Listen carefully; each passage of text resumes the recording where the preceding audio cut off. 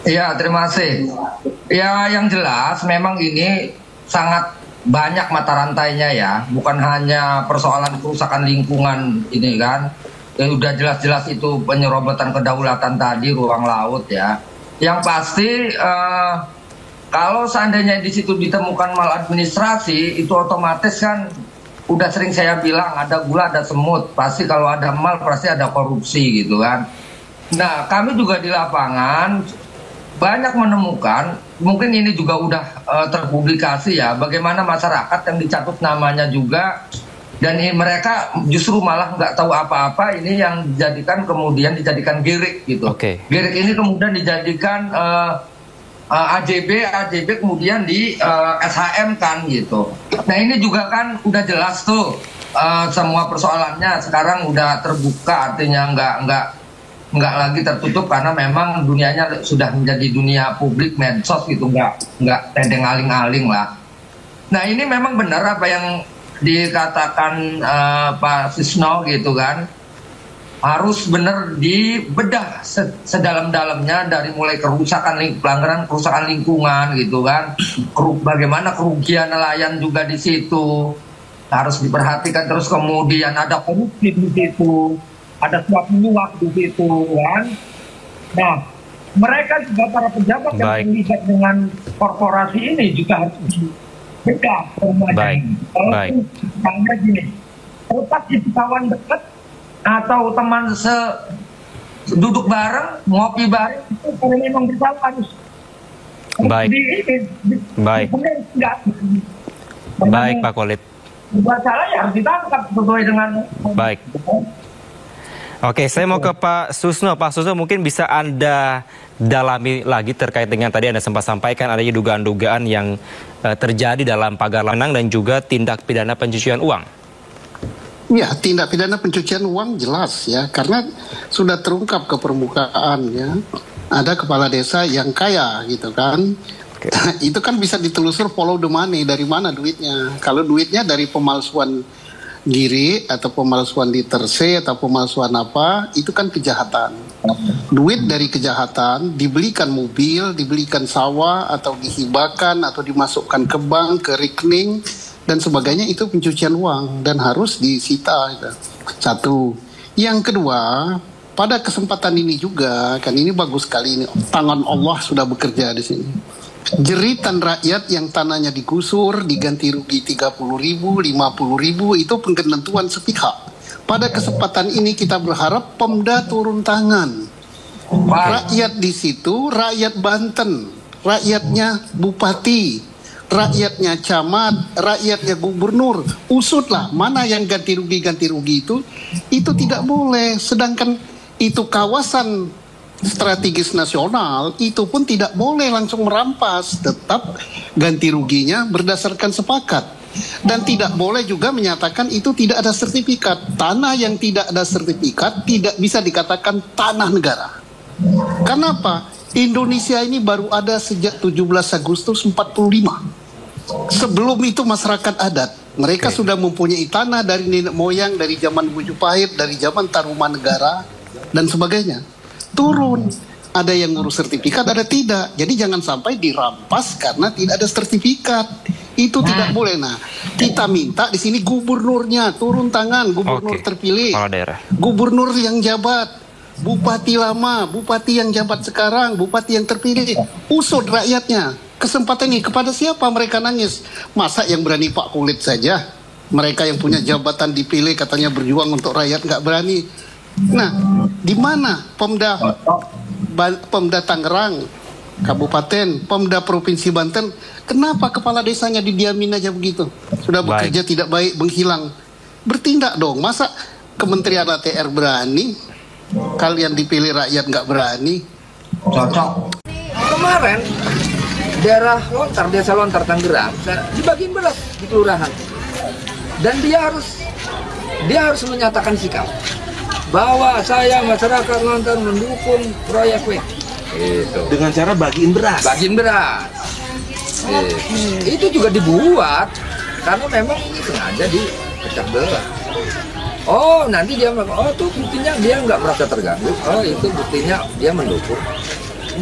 Oh, itu swadaya masyarakat, nggak diganggu, nggak mengganggu. Iya begitu pola-polanya.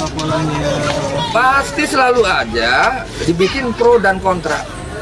Sebenarnya saya inget-inget ini kok kayak musim pemilu zaman Jokowi. Kok mau jebul disebut ulang? Coba aja. Jadi saya rasakan ini Pak. Saya rasakan modelnya begitu. Model Jokowi. Modelnya kok kata saya kok kayak ngelawan Jokowi saya ini. Gitu. Cocok Pak. Bener. Ya ini mah artinya bacaan saya orang awam. Kok saya melawan ini kok jadinya ini kasih beras, desa ini kasih beras, terus kemudian disuruh statement mendukung. Terus kemudian ini nggak benar, yang nolak itu cuma karena nggak kebagian doang, ini itu. Dia kan bukan orang sini. Itu buktinya desa ini nggak setuju, nggak taunya dibagiin beras. Si B ini adalah tetangga saya. Si A pasti akan melarang saya untuk membantu si B ini yang sedang dijajah si A. Si A nggak penjajah. Dan pastinya mereka akan pakai cara-cara yang udah ratusan tahun dipakai ke dividen demokrasinya. Adu domba antara sama warga. Iya. Ada warga yang mereka bisa beli dan warga yang menentang mereka ini pasti akan diadu. Nah ini contoh misalnya gitu. Ketika sekarang ini kita kan demo tolak. Kemarin daerah Lontar, desa Lontar Tangerang, dibagiin beras di kelurahan. Dan dia harus menyatakan sikap bahwa saya masyarakat Lontar mendukung proyek W. Gitu. Dengan cara bagiin beras. Bagiin beras. Itu juga dibuat karena memang ini sengaja dipecah belah. Oh nanti dia tuh buktinya dia nggak merasa terganggu. Oh itu buktinya dia mendukung. Oh itu swadaya masyarakat, nggak diganggu, nggak mengganggu. Iya begitu pola-polanya. Pasti selalu aja dibikin pro dan kontra. Sebenarnya saya inget-inget ini kok kayak musim pemilu zaman Jokowi. Kok mau jebul disebut ulang? Coba aja. Jadi saya rasakan ini Pak. Saya rasakan modelnya begitu. Model Jokowi. Modelnya kok kata saya kok kayak ngelawan Jokowi saya ini gitu. Cocok Pak. Bener. Ya ini mah artinya bacaan saya orang awam. Kok saya melawan ini kok jadinya ini kasih beras, desa ini kasih beras, terus kemudian disuruh statement mendukung. Terus kemudian ini nggak benar, yang nolak itu cuma karena nggak kebagian doang, ini itu. Dia kan bukan orang sini. Itu buktinya desa ini nggak setuju, nggak taunya dibagiin beras. Bener kalau Itu. di pemilu kemarin lucu, itu BLT duitnya juga di terakhir tapi di sampelnya foto siapa kan? Dia model-model kayak begitu kan, Iya, contohnya iya, gini, iya. ciri-ciri logika penjajah itu ya. Setiap ada rakyat yang menolak A, pasti akan dibuat juga rakyat B yang mendukung. Selalu dipecah belah. Terus itu kan gaya penjajah. Penjajah. Caranya yang bagi beras, bagi santunan atau apa. Itu modelnya. Nah makanya saya bilang ini saya dari atas sampai bawah kok ini logika penjajah yang dipraktekin gitu kan.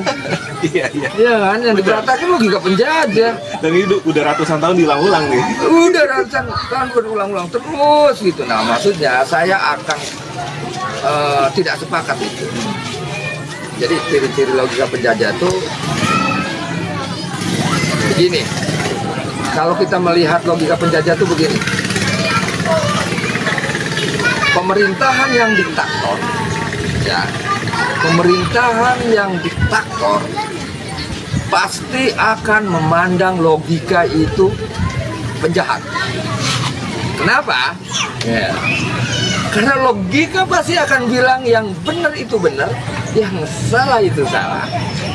Siang itu siang, malam itu malam. Nah, logika penjajah justru sebaliknya. Dia akan memutarbalikkan kenyataan dan dia akan menjungkir balikan fakta.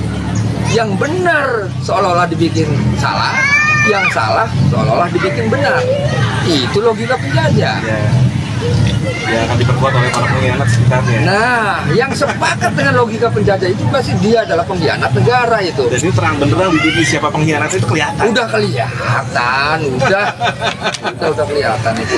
Nah ini kalau kita ngobrol ya, kalau dulu kayak kita lihat tuh Pangeran Diponegoro maupun itu dibilang mereka tuh semua teroris, teroris, perampok ya kan, perampok jahat ya. Iya. Oke, ini keren deh. Pak Walid nih ada lagi yang saya mau tanyakan nih. Praktek dan cara-cara seperti apa sih dari para oligarki ini untuk menguasai tanah para masyarakat ini yang akan dikuasai mereka? Cara-cara seperti apa? Ya Pak Walid ya, baik secara halus maupun kasar. Ya kalau ya sebenarnya yang cara-cara yang mereka lakukan itu pertama-tama kuasai dulu lurah-lurahnya. Pertama itu. Karena bagaimanapun persoalan transaksi tanah harus lewat dengan lurah. Gitu. Kuasai dulu lurah-lurah. Legalitasnya di mana? Iya, di legalitasnya dulu. Kalau BPN mah udahlah selesai. Udah selesai aja ya. Selesai deh. Udah selesai. Tinggal lurah-lurahnya. Mereka undang lurah-lurah. Oke. Kasih ongkos sebelah. Misalnya 25 juta. Aware. Nah, lurah sebenarnya mah terlepas jadi calo ataupun tidak jadi calo, dia udah dapat 2.000 per meter. Bisa di Rubicon. Duduk manis saja. Bisa beli Rubicon coy. Nggak usah repot-repot, yang penting dia melayani atau mempermudah. Kalau misalnya ada persoalan riwayat tanah yang hilang atau akhirnya, ayo lurus. Itu, lurah-lurah dulu. Kemudian lurah-lurah karena di sini ada keuntungan, maka dia akan melegitimasi hal-hal yang buruk seolah-olah tidak buruk. Contoh, ini program PSN nggak bisa ditolak karena ini program pemerintah. Mau nggak mau, ya kita harus mau, ya kan? Mau nggak mau kita harus mau. Tetap mau nggak mau. PSN ini dijadikan legitimasi mereka untuk memberangus masyarakat. Lah iyalah, ini saya juga berani. Contoh gini saya, nih berani ngasih Iqbal 22 triliun untuk bangun IKN. Kalau Iqbal adalah seorang presiden, yang penting lo harus kasihin stempel sama gua PSN, proyek strategis nasional. Jadi gua bisa gusur senaknya. Ini terang benderang nih. Iya, ukurannya udah gitu. Bener. Si Iqbal jadi presiden. Iya. Ya, dengan gua ngasih Iqbal 22 triliun, yang penting Iqbal ngasihin legalitas PSN. PSN buat gua di anu ya. Kalau ada tata ruang semua kita gusur. Kalau ada lurah macam-macam, ini PSN loh. Nah, tuh gampang banget tuh belajar sebenarnya itu. Aduh, yang pada jadi menteri nonton nih Bang Oli. Keren nih Bang Oli. Segitu doang ya. Jelas. Nah, kemudian ketika ada saya masalah, enggak. Bal, gua tuh cuma ngelindungi wajah lo doang, Bal. Tapi gua ada masalah gimana nih? Kan gitu. Bangunin lo hotel di sana, Bal. Iya. Nah, ini juga terjadi di persoalan nuansa politik. Ada Haji Tuhi nih mau nyalon dewan. Ji, lo pengen jadi? Iya nih, Kang Walid. Gampang. Ada modalnya nggak? Justru itu Kang Walid, nggak ada modalnya, ya. Emang berapa per kepala? Ya nggak gede-gede sih, 100.000 cukup. Ada. Kalau jadi berapa suara? 5.000 suara. 5.000 kali 100.000. Saya kasih Haji Tuhi. Seneng Haji Tuhi. Jadi sawer doe 100.000 per kepala, gimana nggak tumbang? Iya kan? Jangan kan Haji Tuhi bangsa manusia, biar bangsa binyawak juga akan jadi. Anggaplah nih Haji Tuhi, jangankan bangsa manusia, anggaplah Haji Tuhi ini. Maaf ini Maji. Iya. Ini analogi aja, bukan ini. Iya. Anggaplah bangsa binyawak nih. Tapi kalau disawer sama duit, dia pasti tumbang. Pasti jadi ya. Pasti jadi karena dia lagi susah. Contohnya gini, saya berani nyalonin lurah, tapi calonnya kambing. Saya sampai 500 ribuan per kepala. Jadi kambing. Hah? Iya. Nah, setelah jadi, Ji, sini. Gua mau bikin pabrik A. Cuman gua kebentuk tata ruang nih, gimana Ji? Kata Saji, ya gampang Kang Audi. Kan, kita rubah aja tata ruang, cuman kita harus nyampe dewan-dewan yang lain. Nggak bisa suara saya sendirian, harus didukung suara-suara fraksi-fraksi yang lain. Berapa Jinya biarnya sekian-sekian. Ya udah, yang penting rubah tata ruangnya. Jadi saya ngebangun, jadi saya beli, lurah kita panggilin, selesai.